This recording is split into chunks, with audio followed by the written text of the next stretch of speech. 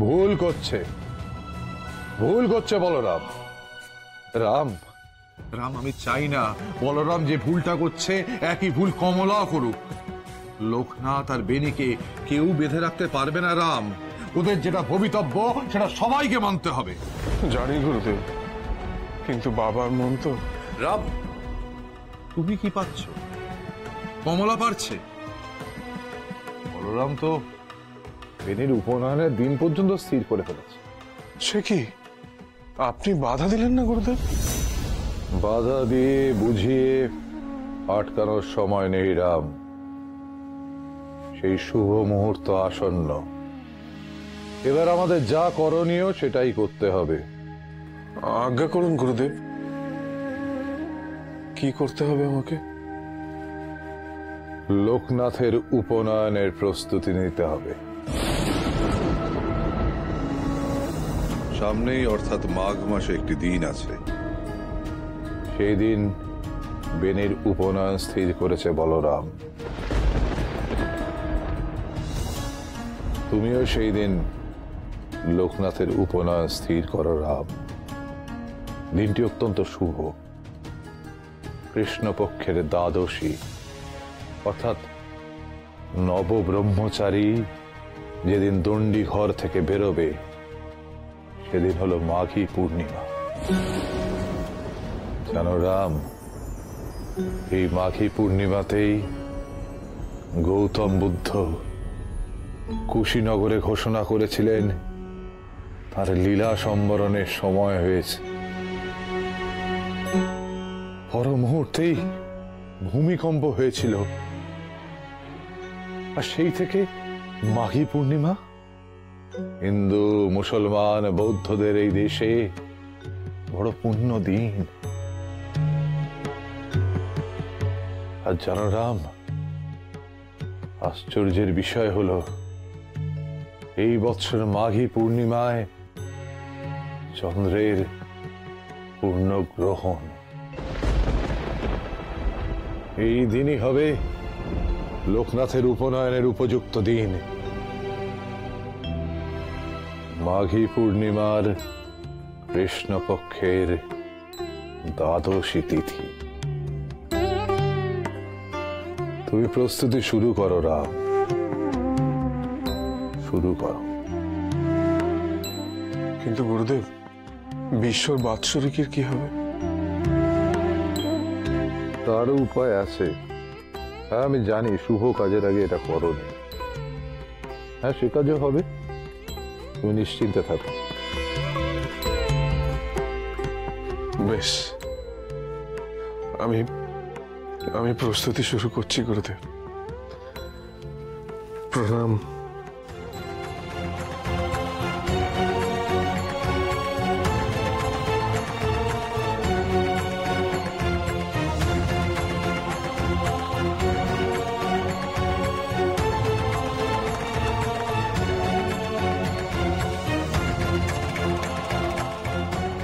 আমাকেও যে এবার প্রস্তুতি নিতে হবে,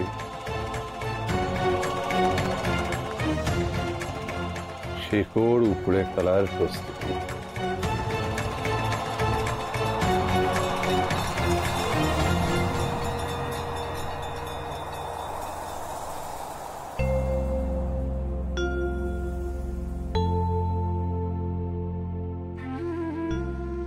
হ্যাঁ রে মেজদা, তুই বাবার সঙ্গে থাকবি তো?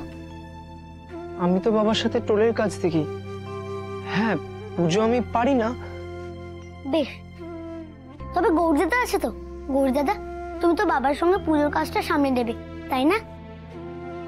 এই লোকনাথ, কি ব্যাপার বলতো? তুই আমাদের মধ্যে কাজ ভাগাভাগি করছিস? তুই নিজে কি করবি? আমি তো থাকবো না রে দাদা। থাকবি না মানে? কোথায় যাবি? জানি না, তবে আমার এখানে কাজ শেষ। এবার আমার অন্য কাজ করার পালা। লোকনাথ কি তবে নিজেই নিজের প্রস্তুতি নিচ্ছে এখন থেকে? অবশ্য গুরুদেব তো তাই বললেন, কিন্তু আমি আমার প্রস্তুতি শুরু করে কিভাবে? উমা এখানে দাঁড়িয়ে আছেন কেন? কমলা, কমলা, গুরুদেব লোকনাথের উপনয়নের দিন স্থির করে ফেলেছে। কি? হ্যাঁ, যা শুনলে ঠিকই শুনলে। না না, এই কিছুতেই সম্ভব না। আপনিও একটা কথা ভালো করে শুনে রাখুন, বিশ্বর বাৎসরিক না করে আমি লোকনাথের কিছুতেই পইতে দেব না, কিছুতেই না। কমলা, কমলা, এরকম পাগলামি করো না। গুরুদেবের সঙ্গে আমার কথা হয়েছে, বিশ্বর বাৎসরিকের ব্যাপারটা উনি কিছু একটা ব্যবস্থা করবেন বলেছেন। এরকম পাগলামি করো না। কেন এরকম পাগলামি করছি আপনি? আপনি কিছু বুঝতে পারছেন না? না, আমি এখনো অবধি চেষ্টা করে যাচ্ছি, যতদিন এইভাবে সম্ভব আমার ছেলেটাকে আমার কাছেই আটকে রাখার।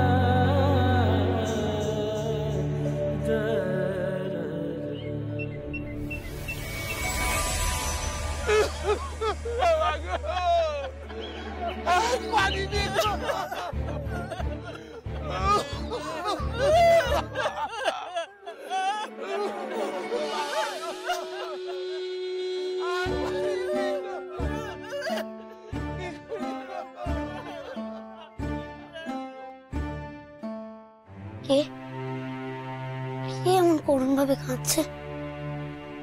কান্নাটা শুনে তো মনে হচ্ছে খুব কষ্টে কাঁদছে।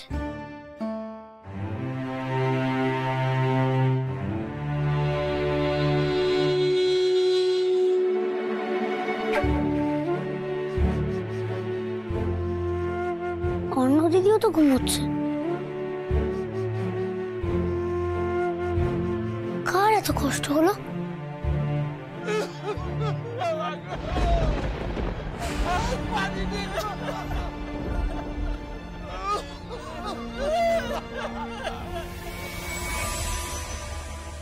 বলরাম,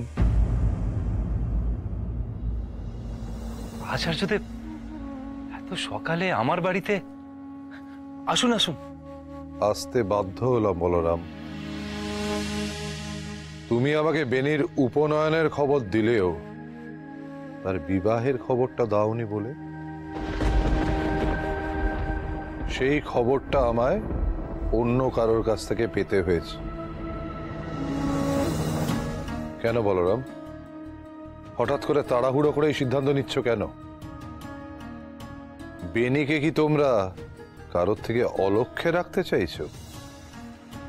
তোমার বা আমার কারোর তো এত ছোট বয়সে বিবাহ হয়নি বলরাম, তাহলে বেনিকে উপযুক্তভাবে বেড়ে উঠতে দিচ্ছ না কেন? কিছু মনে করবেন না আচার্য ঠাকুর, আমরা কিন্তু এই সিদ্ধান্ত নিতে বাধ্য হয়েছি। দেখুন, লোকনাথের সঙ্গে মিশে মিশে এখন তার খুব স্বাদ হয়েছে, সে নাকি সন্ন্যাসী হবে। লোকনাথ নয় পরের ছেলে, সে সন্ন্যাসী হোক গিয়ে। আপনি বলুন দেখিনি, নিজের ছেলেকে কেউ সন্ন্যাসী হতে দিতে চায়? তাই বাধ্য হয়ে আমি সিদ্ধান্ত নিয়েছি যে বেনির বেকান আমি দিয়ে দেবো। বাবা মা হিসেবে তোমাদের এই চিন্তা বা চেষ্টাটা অমূলক নয়, কিন্তু তোমরা ভুলে যাচ্ছ কেন? বেনি হলো লোকনাথের ছায়া। মানুষের শরীর থেকে তার ছায়াকে আলাদা করা যায় না বলরাম, ঠিক তেমনি বেনিকেও লোকনাথের থেকে আলাদা করা যাবে না। কিসের ছায়া? আপনি আমাকে বোঝান দেখে নেই কার ছায়া। শুনুন আচার্য ঠাকুর, আপনাকে একখানা কথা বলছি, কিছু মনে করবেন না। আমার বেনিকে কিন্তু ওই লোকনাথের পেছনে ধোপার গাদার মতো ঘুরতে শিখিয়েছে না আপনারাই, যেন জমিদারের পাইক পেছনে পেছনে চলেছে। আমরা বাধ্য হয়ে ছেলের এই বের বন্দোবস্ত করছি। ক্ষমা করবেন আচার্যদেব, যে ভুল একবার করে ফেলেছি সময় থাকতে থাকতে সে ভুল শুধরে নিতে চাই। বেনির বিয়ে দিয়ে বেনিকে আমরা সংসারই করতে চাই, যাতে যাতে ও বাড়ির বাইরে পা ফেলার চিন্তাই না করতে পারে। কিন্তু বলরাম, কবা করুন আচার্য ঠাকুর, আপনি কবা করুন। আপনার আর একটি অনুরোধও আমরা রাখতে পারবো না। আমাদের কাছে আগে নিজের ছেলে, তারপরে অন্য কিছু। বেশ, তোমরা যা ভালো বোঝো তাই করো, কিন্তু একটা কথা মাথায় রেখো, শাস্ত্রের নিয়মের বাইরে গিয়ে কিচ্ছু করা যায় না। আর যেহেতু এতদিন বেনি আর লোকনাথের সবকিছুই একসাথে হয়েছে, তাই যেদিন তোমরা বেনির উপনয়ন স্থির করেছ সেই দিন লোকনাথের উপনয়ন হবে বলরাম। তারপর যদি ইচ্ছা হয় বিবাহ দিও। বিয়ে আমি করবোই না, কিছুতেই করবো না। লোকনাথকে ছেড়ে আমি থাকতেই পারবো না।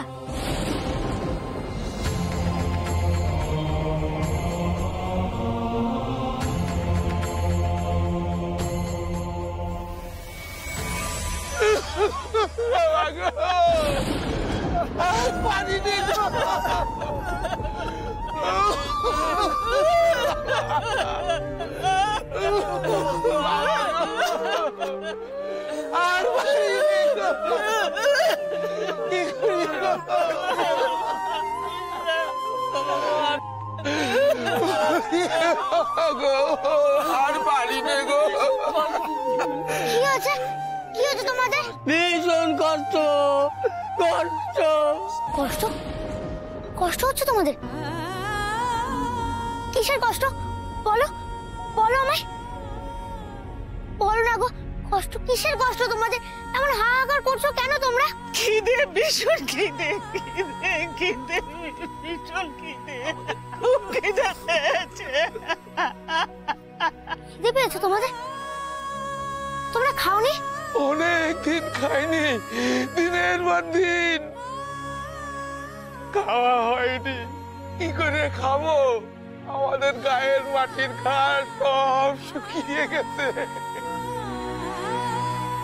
জল নেই, তাই ফসল ফলাতে পারেনি, তাই খাবারও নেই।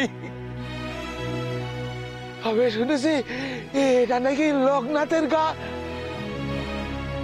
তাই লোকনাথের কাছে যাচ্ছি আমরা। যদি আমাদের হয়ে ঠাকুরকে বলে একটু মিষ্টি এনে দিতে পারে, একটু খাবার দিতে পারে। আমরা শুনেছি সে নাকি জাদু জানে, সন্তানহীন মায়ের কোলে সন্তান এনে দিতে পারে, অসুস্থকে সুস্থ করে দিতে পারে। যদি আমাদের জন্য একটু খাবার এনে দিতে পারে তাতেই অনেক। কাকে কি বলছো গো তোমরা? যার খোঁজে এসেছো এই তো সেই লোকনাথ।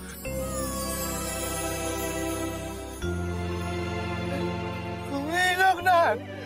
এতক্ষণ বলেনি কেন?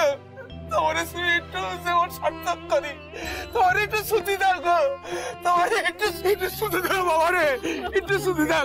অনেকদিন কিছু খাইনি গো বাবা, একটু খাওয়ার ব্যবস্থা করে দাও গো বাবা। এত অস্থির হইও না, ঠাকুরকে ডাকো, তিনি নিশ্চয়ই একটা ব্যবস্থা করে দেবে।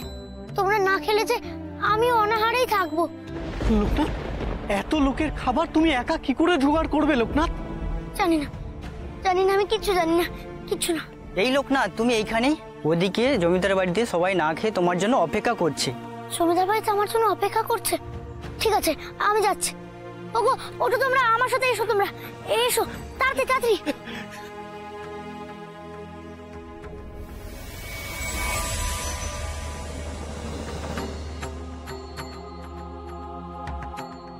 কি ব্যাপার নাই মশাই? খবর পাঠানো সত্ত্বেও লোকনাথ এখনো এলো না কেন? কি জানি হুজুর, অথচ এই ভোজের ব্যাপারে সবচেয়ে বেশি উৎসাহ তো আমি তার মধ্যেই রেখেছি। বড় শারীরিক অবস্থাটা ভালো নয়, না খেয়ে রয়েছে অনেকক্ষণ, শরীর তো খারাপ হয়ে যাবে।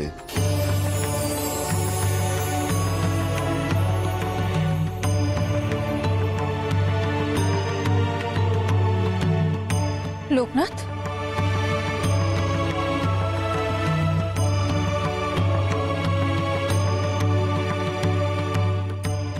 তুমি কোথায় ছিলে লোকনাথ?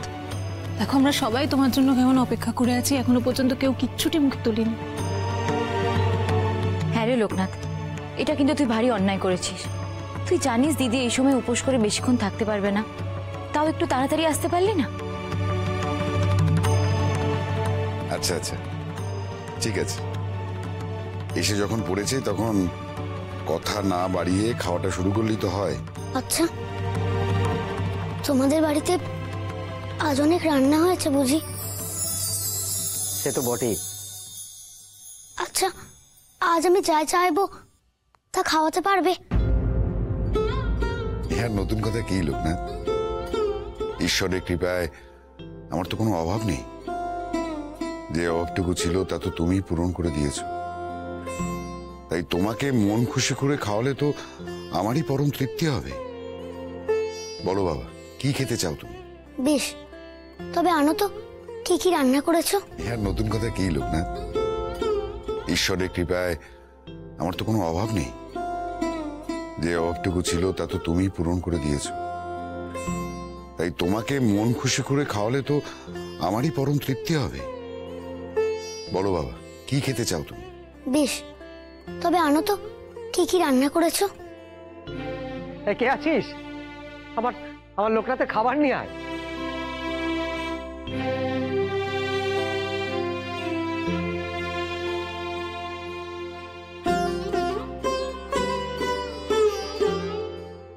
নাও লোকনাথ, দেখো এতে তোমার মন খুশি হবে তো?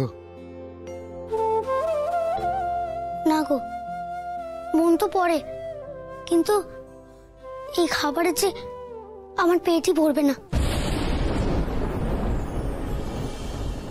আজ আমার আরো লাগবে অনেক। হ্যাঁ মশাই, যান লোকনাথের জন্য আরো খাবার নিয়ে আসো। এই কে আছো? আরো খাবার নিয়ে এসো আমার লোকনাথের জন্যে।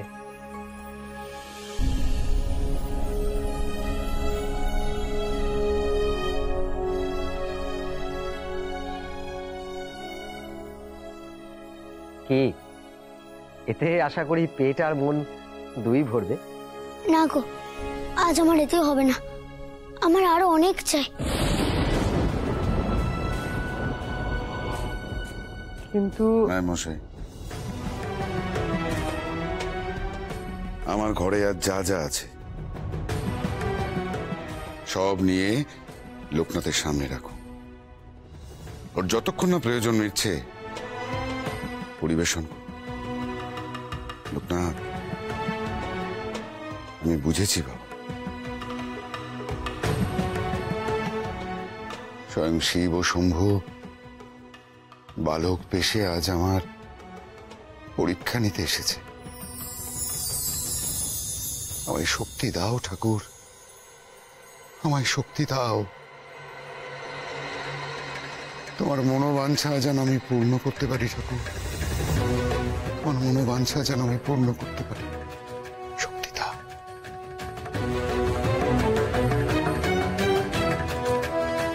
জমিদার মশাই, আজ অনেক না খেতে পাওয়া মানুষ তোমার দ্বারে এসেছে গো। তুমি যদি তাদের খাওয়াতে পারো তাহলে শিব ঠাকুর খুব খুশি হবে।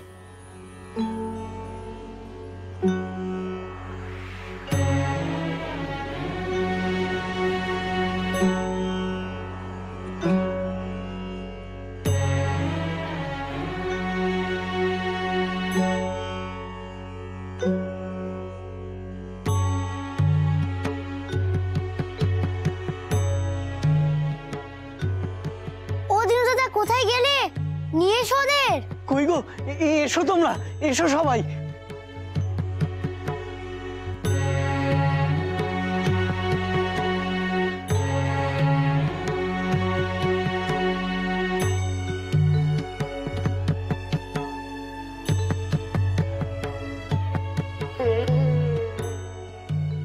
ধন্য ধন্য লোকনাথ, তুমি ধন্য।